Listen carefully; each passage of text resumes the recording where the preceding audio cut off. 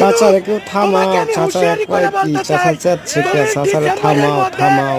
নির্বাচন দিবা, নাইলে তোমার দাঁতের পাটি দাঁত সব থাপড়াইয়া ফেলাই দিব। এই ইয়া করুক, দালাল বলবেন না। আরে তাহলে শুনেন, ওনার বিষয় টাকা না, ওনার নির্বাচনের চিন্তা। আচ্ছা নির্বাচন বাদ দিলাম, কিন্তু আমার এই নির্বাচন আমি চাই না, নির্বাচন আমি চাই না।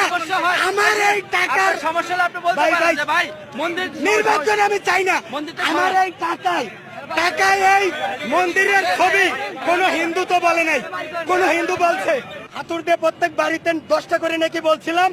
আমি মনে করি এই 20 টাকা প্রত্যেকটা সিরাই সিরাই কোটি কোটি নাকি দিবে আল্লাহ।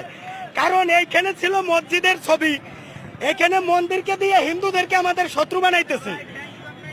হিন্দুদেরকে আমি কোন হিন্দু বলছে যে তোমরা আমাদের ছবি টাকায় দাও?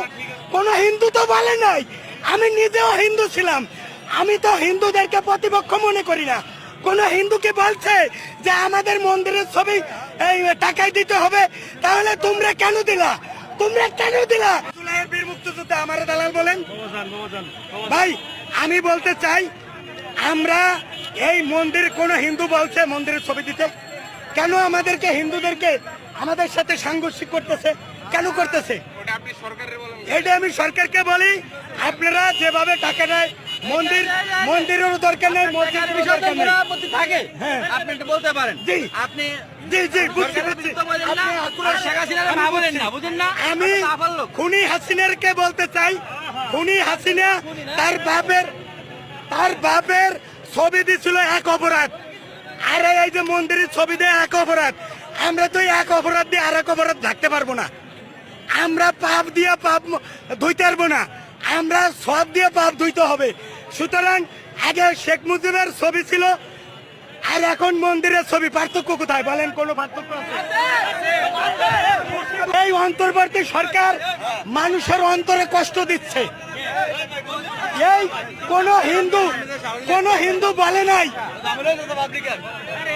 ভাই এই মন্দিরের ছবি কেন?